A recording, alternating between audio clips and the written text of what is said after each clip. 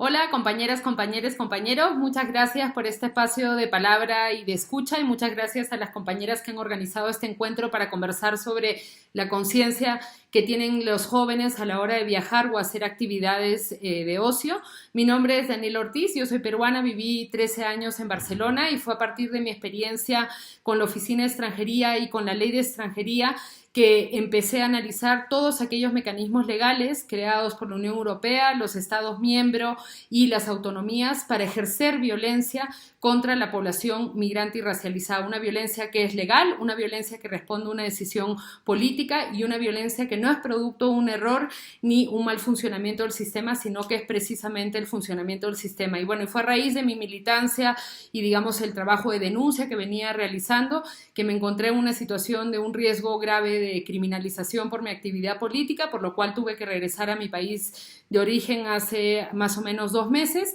y actualmente estoy en la ciudad del Cusco, que es precisamente uno de los enclaves a nivel global más fuertes para la industria del turismo. Yo crecí en esta ciudad, mi familia ha trabajado toda, mis hermanos, mis padres y todo mi entorno de amigos, amistades, han trabajado siempre en la industria del turismo porque mayoritariamente la economía de este territorio, como sucede en distintos contextos del sur global y de las excolonias, donde hay una industria, digamos, una posibilidad de que la industria turística se instale,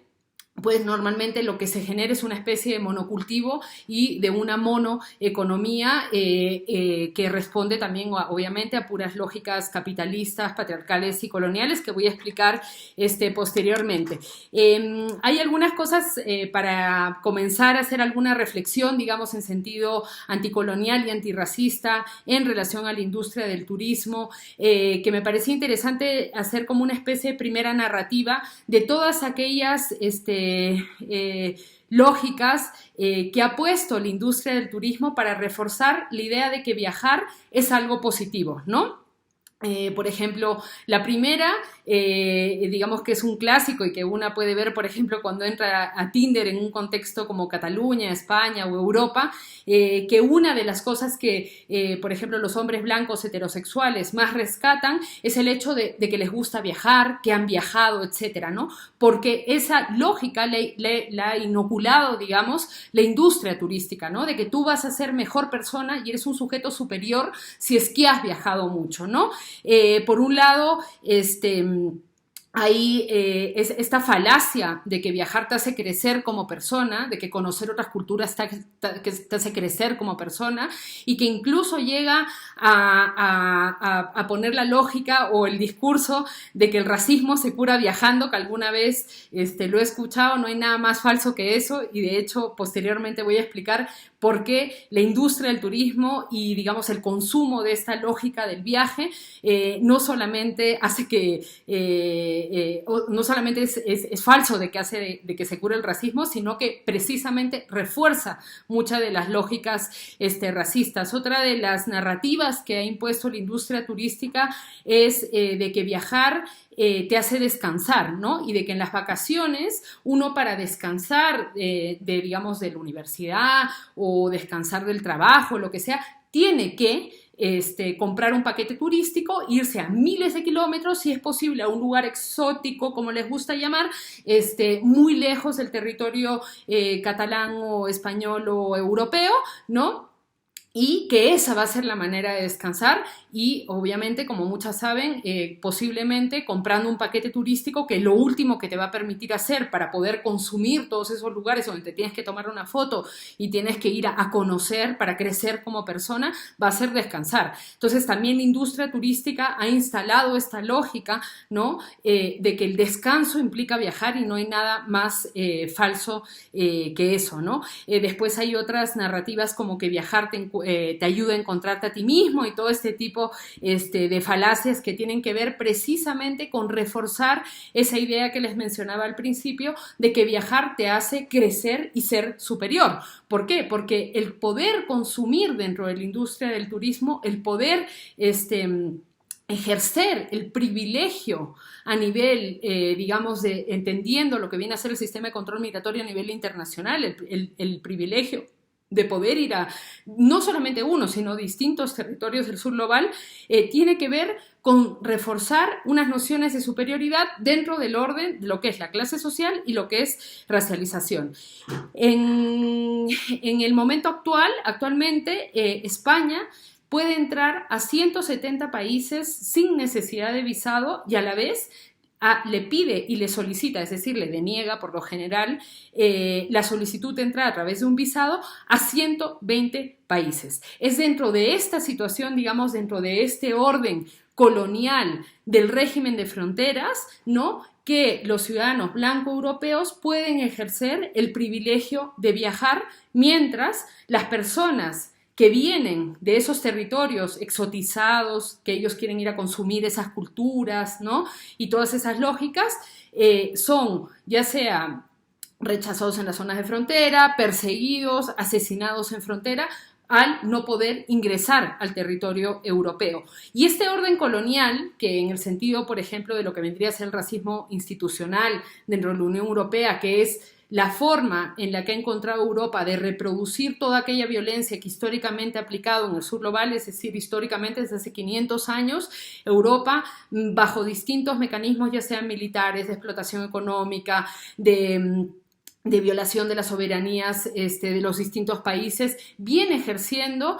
poder, control, explotación y toda una serie de violencias en el sur global.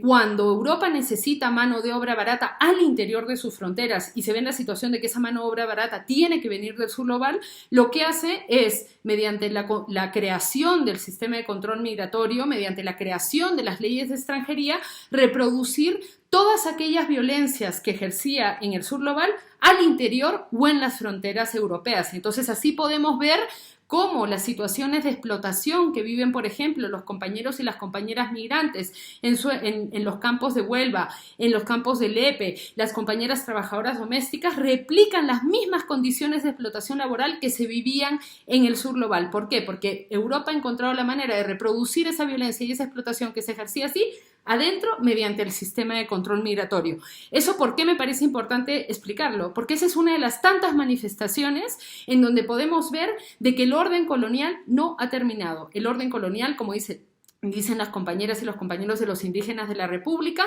no terminó con las independencias, sino que las independencias supusieron una reformulación de ese colonialismo mediante la creación de Estados-nación. ¿Y por qué digo esto? Porque acá se da uno de los factores fundamentales que permiten esa industria y ese consumo del turismo hacia los territorios de las excolonias, hacia el sur global por parte de los ciudadanos europeos. Y tiene que ver con el orden colonial dentro de lo que es la economía global. Es decir, mucha gente, y para mí era bastante impactante, ¿no?, que te digan, no, sí, yo me voy a ir 6 meses a Latinoamérica a recorrer 8 países, o yo me voy a ir 2 meses a Bali, o yo me he ido a la India no sé cuántas veces, y conocer a compañeras de clase trabajadora española, compañeras clase media, que se conocían el sur global porque cada verano o cada 2 veranos podían darse la posibilidad de viajar durante largos meses a esos territorios. ¿Por qué lo pueden hacer? Porque sus monedas valen 4, 5, 8, 10 veces más que las monedas del sur global y de los territorios coloniales. En concreto, el euro vale 4 veces más que el sol. Entonces, si tú vienes con euros a consumir a un contexto como el peruano, obviamente te vas a poder dar el privilegio de viajar durante un mes, de conocer, de no trabajar todo ese mes, de poder estar recorriendo, etcétera, ¿no? Entonces, es este mecanismo, digamos, económico colonial que permite también que esta industria de consumo de los territorios, los pueblos, las narrativas, las historias del sur global sean, digamos, puestas a servicio por la industria del turismo, ¿no? Una cosa a mí también que dentro de esto siempre me ha impactado mucho y que hay un video que luego les voy a comentar muy interesante sobre en reacción a esto. Alguna vez yo acá he visto, por ejemplo, una vez en concreto me estaba subiendo una combi para ir de Cusco a Urubamba y había un grupito de italianos que se estaba literalmente peleando y casi insultando a la señora que gestionaba la combi para que le bajara el precio, porque no querían pagar, creo que era 6 soles, que es como que les diga 1,50 € por un viaje de 1 hora casi. No querían pagar eso, sino que querían pagar 4 soles, porque dentro de esta industria del turismo no solamente está esta diferencia de la moneda que les explicaba, que es una de las otras manifestaciones, digamos, de la permanencia del orden colonial, sino que también está la lógica de pedir rebajas, de que acá puedes viajar barato porque vas a pedir que te bajen un poquito acá y tal. Y entonces así no se le pide rebaja a Iberia cuando vas a venir en el vuelo, no se le pide rebaja al Corte Inglés cuando compras el pasaje, no se le pide rebaja a las autoridades españolas cuando te emiten tu pasaporte y tienes que pagar lo que tengas que pagar por él, sino se aprovecha a los sujetos más débiles de la cadena para ahorrarse los gastos y viajar, digamos, barato en este contexto, ¿no? En esa situación, hace un tiempo apareció un video en las redes sociales de qué horror esta mujer nepalí tan violenta que agredía a unos pobres turistas que estaban indefensos en las montañas de Nepal, ¿no? Y salía una mujer a la cual obviamente nadie se dio el esfuerzo en traducir lo que estaba diciendo, con un palo botando e insultando a unos turistas. Esto, digamos, dio vuelta al mundo a través de las redes sociales, narrado como esta mujer violenta y estos pobres turistas que se vieron en esta situación de riesgo, ¿no? Finalmente alguien hizo una traducción de lo que decía la mujer y la mujer les estaba reclamando que estos turistas se habían ido a tomar un té o se habían alojado en su lugar y se estaban negando a pagar el precio que ella les estaba diciendo que tenían que pagar, porque a ellos les habían dicho o habían leído en el Lonely Planet o lo que sea, que ahí el precio era tal, ¿no? Entonces, ese tipo de violencia que parece insignificante, pero que tiene que ver con, digamos, en el proceso del consumo, el turista lo que hace es constantemente estar pidiendo que aquel más empobrecido todavía le rebaje más el precio, ¿no? Porque está muy instalado y lo saben perfectamente que viajar acá es barato y que viajar acá se van a poder tirar un mes, como explicaba, viajando a precio huevo gracias a toda esta violencia colonial. Pero bueno, decir que a mí me pareció maravilloso que la señora votara con un palo y a gritos a aquellos que se atreven a aprovecharse de esa situación de explotación, ¿no? Vale. Otra de las cuestiones que se insertan en esta lógica colonial, o donde podemos ver la permanencia del colonialismo dentro de la industria del turismo, tiene que ver con la estructura económica interna, ¿no? Como les decía, mi familia ha trabajado siempre en turismo, entonces conozco bastante de cerca cómo funciona esa industria, ¿no? Y uno puede ver que los dueños de las grandes empresas, es decir, aquellas que hacen el trabajo de traer a los turistas desde allá, que ofrecen los paquetes en Europa, en Estados Unidos, en Australia, etcétera, son por lo general sujetos, ya sea segundas o terceras generaciones de europeos, ¿no? O sujetos europeos que se han establecido acá, ¿no? Porque uno de los factores cruciales para eso es conocer a dónde, o sea, digamos, tener un pie en el territorio donde tú vas a ofrecer el producto, es decir, en Europa, ¿no? Entonces, en la industria del turismo, al menos en el contexto peruano, y me imagino que en varios contextos de Aviala es bastante parecido, quienes son dueños de las grandes empresas que manejan la industria del turismo son o europeos, ¿no? O segundas, terceras generaciones de europeos o norteamericanos que viven en este territorio. Los cargos administrativos son blanco-mestizos, mestizos, que tienen, como puede ser, por ejemplo, en el caso de mi familia, que se hacen cargo, ¿no?, de hacer la gestión administrativa, ¿no?, que son como, digamos, los administrativos y los que, y en algunos casos son los tour conductors, son los que manejan los grupos de los turistas y tal, cuando van a llegar, los reciben, tal y cual, y, digamos, son los que hacen la administración. Y luego viene la parte que hay que entender, de manera bastante crítica, que es la población indígena, la población afrodescendiente, que por un lado es la población, digamos, el sujeto que vienen a consumir, cuando vienen dentro de toda esa lógica del paquete turístico, del exótico, de encontrarte a ti mismo con la Pachamama y todo ese tipo de narrativas burdas que ha instalado el turismo, una de las cosas que consumas es a los sujetos indígenas, pero a la vez los sujetos indígenas por el orden colonial y capitalista actual son los sujetos que te van a servir cuando tú vienes acá, es decir, por ejemplo, los porteadores que te llevan las mochilas cuando haces el camino inca, ¿no? O quienes te van a servir el desayuno, quienes te van a limpiar la habitación, quienes te van a cargar la maleta en el aeropuerto, quienes te van a llevar en el taxi, y es decir, la clase trabajadora más explotada dentro de lo que viene a ser la industria turística. Entonces, en la propia estructura también podemos ver cómo está el criollo, el mestizo y luego el sujeto indígena ordenados, digamos, en esa cadena de explotación, ¿no? Y es muy interesante porque ese mismo sujeto, como decía, que es el sujeto más explotado dentro de la cadena, digamos, de explotación de la industria del turismo, es también aquel sujeto, como digo, que vienes a consumir. Es el que te cuentan de esa cultura milenaria y que la envuelven de toda una...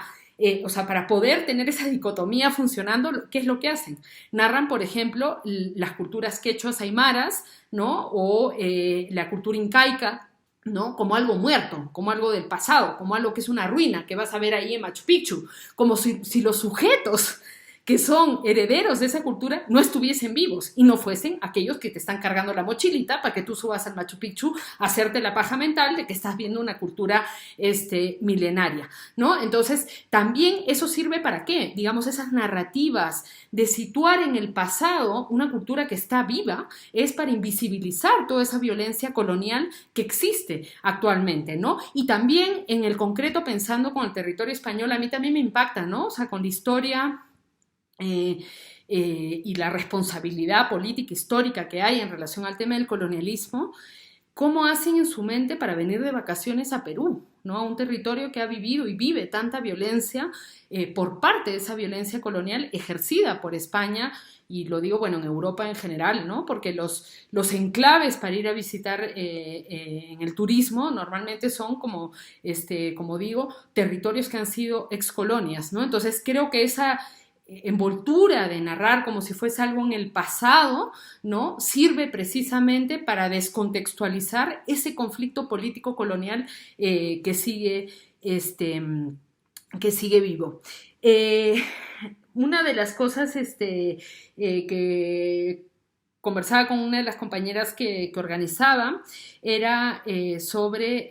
los zoológicos humanos. Ahora les voy a explicar por qué los menciono. Bueno, como saben ustedes, hasta el siglo XIX, en el contexto europeo, se dieron zoológicos humanos, es decir, bueno, lo que se llama como zoológicos humanos, se capturó, se raptó en muchos casos, o se mintió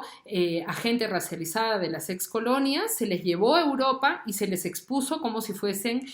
animales, ¿no? Y esto no se daba en el contexto de, como a veces les gusta narrarlo en freak shows o circos o cosas así. No, esto se daba dentro de las exposiciones universales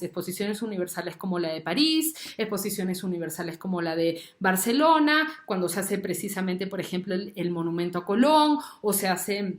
el Arc de Triomphe, en París se hace la Torre Eiffel, en Bruselas se hace el Atomium, ¿no? Estas exposiciones universales en donde se hacían estos grandes eventos y se narraba y se representaba esa lógica del progreso, de la industria, del desarrollo, de la ciencia, cuando pensamos, por ejemplo, en el Atomium en Bruselas, a la vez siempre tenían jardines botánicos, zoológicos y lo que son llamados zoológicos humanos, exposición de personas racializadas que estaban ahí cooptadas y encerradas y expuestas básicamente como animales. Esos zoológicos humanos se daban dentro de las exposiciones universales que por un lado creaban la noción de civilización, de desarrollo, de progreso de Europa y hacían la construcción de la narrativa de lo salvaje, no porque lo salvaje sea malo, pero esa narrativa despectiva y racista que ha construido Europa en relación a lo salvaje, ¿no? Que era impuesta sobre los territorios del sur global. Las exposiciones universales eran uno de los grandes espacios de ocio, entretenimiento y relajo por parte de la población europea. Y esas exposiciones universales y en concreto la práctica de los zoológicos humanos se da, por ejemplo, hasta 1958 en Bruselas, ya existiendo la Unión Europea, ya existiendo la Carta de los Derechos Humanos, ya existiendo el Atomium y la imagen de la ciencia. A la vez había una especie de pabellón del Congo donde tenían, de hecho seguro habrán visto alguna vez la foto de una niña negra que está siendo alimentada por una mujer blanca. Eso corresponde a 1958, cuando hasta, como digo, existía ya la Unión Europea. Esa práctica del zoológico humano y de la exposición de personas racializadas para el disfrute y el ocio de las personas blancas no se deja de dar porque haya habido una reflexión política que dijera que eso estaba mal, que eso era violencia, que eso era colonialismo, que eso era racismo, que era explotación. No vino de ahí. Lo que pasa es que los europeos pueden empezar a viajar al sur global y pueden ir a consumir y ya no ir al zoológico humano, sino hacer el safari humano de irte a Perú y tomarte una fotografía y consumir a ese sujeto racializado y todas esas narrativas coloniales sobre esos sujetos en el propio territorio, ¿no? Entonces, con la industrialización que viene dando el turismo, de esa práctica de ver a las personas expuestas, explotadas en las exposiciones universales, se pasa a poder viajar masivamente al sur global y consumir esas culturas, esos cuerpos y esas supuestas experiencias, ¿no? Que llegan a cuestiones tan aberrantes como, por ejemplo, ir a hacer turismo en las favelas en el contexto de Río de Janeiro y ver a los pobres como un mero entretenimiento, hacerte pajas mentales con lo que implica la violencia que se ha ejercido en ese tipo de territorios, la violencia policial. Hay tours, por ejemplo, en relación a la película Ciudad de Dios, etc. Y en esa lógica del turismo vivencial, ¿no? De acercarte a lo salvaje, a lo loco, a tomar el riesgo, que tiene que ver nada más con una especie de disfrute personal, ¿no? Entra también lo que tiene que ver con el turismo humanitario, ¿no? Con ese turismo que ya no te crea la narrativa de consumir algo exótico, ni la narrativa quizás del placer y los masajes, sino la narrativa de que tú con tu viaje estás ayudando a alguien, ¿no? Reforzar esa lógica paternalista, que por ende también es racista, de que con el turismo humanitario, tú porque te fuiste un mes y viviste ahí en un sitio, hiciste 4 ladrillos, ya te curaste el mal de tu corazón, fuiste mejor persona, te volviste superior, etcétera, ¿no? Entonces, en ese sentido me gustaría contar una anécdota que tuve una vez con un chico alemán, amigo de mi vecino en Barcelona, y que me contó que él había venido a hacer a Perú una cosa de turismo humanitario, porque habían ido a unas comunidades indígenas a enseñarles cómo reciclar, porque ellos no sabían, porque claro, como a un alemán somos sujetos inferiores acá, y esa comunidad, peor todavía, ¿no? Dentro de su narrativa colonial indígena, que iba a saber reciclar, y que había venido el señor desde Alemania a enseñarles, ¿no? Entonces yo decía, bueno, más contaminación habrá sido tu huella ecológica mediante tu viajecito de Alemania hasta acá para hacer la payasada de intentar enseñarle a la gente acá cómo cuidar el medio ambiente cuando son las personas que por excelencia están poniendo el cuerpo y la vida, como es en el caso de Berta Cáceres, como es en el caso de Betty Cariño, ¿no? Son las personas que están poniendo el cuerpo para defender esos territorios y esa naturaleza, ¿no? Que no voy a entrar a hablar de eso. Pero bueno, quizás con esto podría terminar algunas de mis reflexiones y decir, bueno, pues que viajar una vez en la vida no está mal, pero caer en todas las lógicas de la industria del turismo, en todas estas lógicas coloniales, en todas estas lógicas capitalistas y de explotación de los territorios, de los pueblos y de explotación laboral de las personas que están sujetas a esa economía, no van a ayudar a nadie a ser mejor, no sirven para nada. Una cuestión es, por ejemplo, hacer un viaje que tenga que ver con el apoyo concreto a algún proceso político, porque hay una necesidad por parte de esa comunidad de que tú vayas ahí, como hay a veces ciertas brigadas de apoyo y etcétera. Eso es una historia completamente distinta a jugar a hacer turismo humanitario y tratar de limpiarte la conciencia viniendo un mes pues a tener una experiencia distinta. Y bueno, no puedo estar con ustedes ahora porque acá son las 4 de la mañana, pero nada, mucha fuerza y espero coincidir en procesos de lucha en algún territorio. Chao.